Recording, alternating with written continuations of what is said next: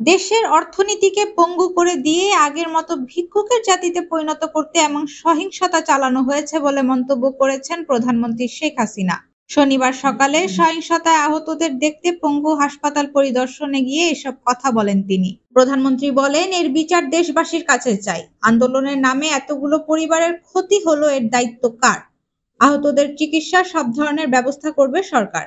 গুরুতর আহত হয়ে হাসপাতালে চিকিৎসাধীন কয়েকজনের সঙ্গে কথা বলেন ও তাদের চিকিৎসার খোঁজ খবর নেন সরকার প্রধান। এ সময় তিনি আহতদের যথাযথ চিকিৎসা নিশ্চিত করতে সব ধরনের সহায়তার আশ্বাস দেন। শেখ হাসিনা আহতদের সুচিকিৎসা নিশ্চিত করতে হাসপাতাল কর্তৃপক্ষকে প্রয়োজনীয় সব ধরনের পদক্ষেপ নিতে বলেন। প্রধানমন্ত্রী আহতদের অবস্থা দেখে আবেগ আপ্লুত হয়ে পড়েন এবং চোখের পানি ধরে রাখার সর্বোচ্চ চেষ্টা করেন।